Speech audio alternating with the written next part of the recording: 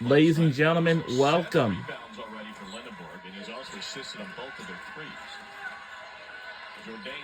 Welcome to the 2025 American Championship.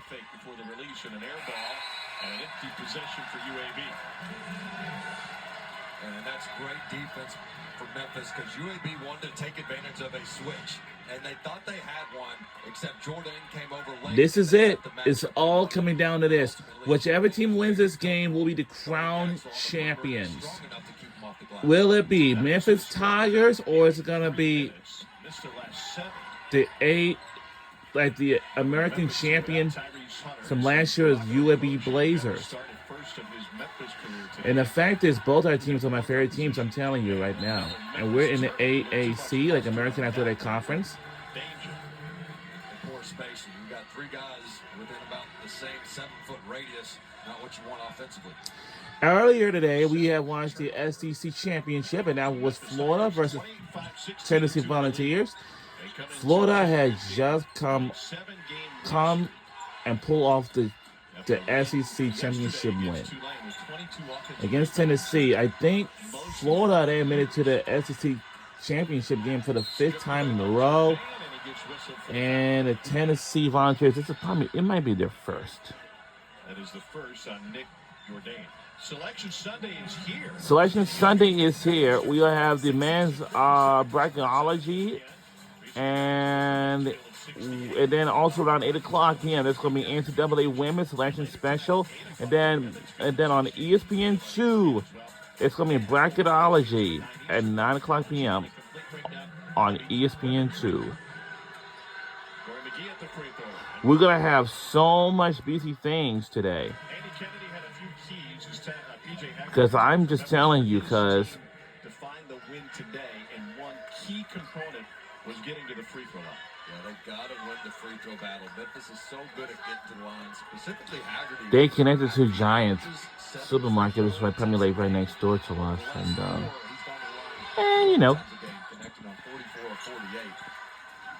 By the way, we got a fantastic officiating crew today. Terry Oglesby, Pat Adams, and tie game at 23. This is going to be a physical game.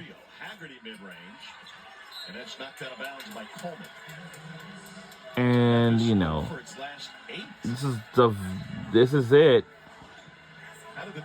It's our only last men's basketball championship game. This is because the selection show is officially here. I think for the men's selection show, it's going to be this Sunday on March.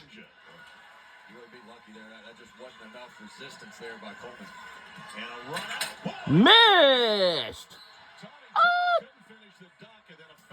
It was a miss. That was an aggressive line taken by Tony.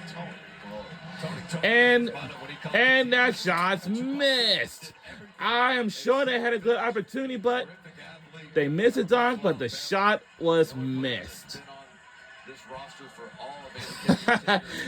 What a very good opportunity for UAB Blazers, but it looks like they didn't even call it back up. 149 wins. He was Andy Kennedy's first recruit at UAB. And I'm assuming that some home games with the Phillies. Whoa!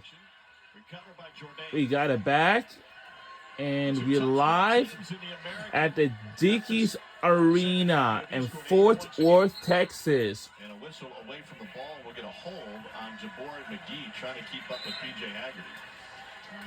And that's where we live, and yeah. That's going to be McGee's second, and that's a big deal. McGee has been one of the most consistent guards for this UAB team. And to see him go out, he can be a little bit foul prone. That time he thought he was just doing the right thing, denying Haggerty. But just shows you the impact Haggerty can have, even off the ball. It's tough to deny him without fouling. Very frustrated McGee, thinking he didn't do anything wrong. Danger on the inbounds. Gets denied at the rim again. Coleman is playing his heart out today. Christian Coleman is a 6'9" senior. When he graduated high school, he was a 6'1" point guard. He had no basketball offers. He went and got a job at Walmart. In over 2 years, he sprouted to 6'9", and his buddy said, hey, listen, you're not that little point guard you used to be. You got to go play basketball. So he went the NAIA route, a couple of different stops, including LSU Alexandria, before finding his home in Birmingham. Moore from 15 feet drills it, and UAB is up by 2. Well, I think Memphis has gotten some pretty good looks at the rim. They're just missing. They're 5 for 10 on their layups. Haggerty's missed a couple of those pull-up jumpers. And every bubble team in the country is pleading for Memphis to find its stroke on the offensive end. 11 consecutive misses. And a foul on the drive. And this is a Memphis team right now, Dane, that just doesn't seem to be focused. No, they don't. I think they also got to understand the situation. And if you're struggling to get a bucket, I don't think you take the first pass and just go off the bounce with it. Let's see what we will root for this championship game today, but this is it. We have watched the SEC championship game earlier this afternoon. Vasquez, who has a history in this title game, had 29 last year in the title game to punch their ticket. 4 25-point games this year for Alejandro Vasquez. Talking with his Memphis staff throughout the course of the week. One of the challenges in the modern age of basketball is hoping and trying to convince your players to understand the finality of the postseason. Now, Memphis will get an at-large berth, but with their staff, Penny Hardaway played in the Elite Eight, Mike Davis coached in a national championship game, Nolan Smith in the middle there won a national title at Duke, Andre Turner had 2 buzzer beaters during his playing days, leading Memphis State to a Final Four.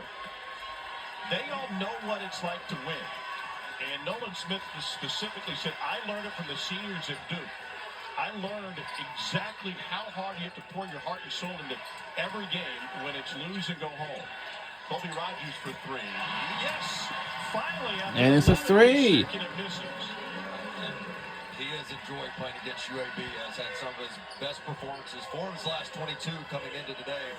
But good for him to see one go in. Going back to your point, it's one thing to, hey, you lose, you go home. But if you know you're still playing, can you still have that desperation and sense of urgency that a team like UAB has? And that's something Memphis has to come up with. They can't let the Blazers be the harder playing team.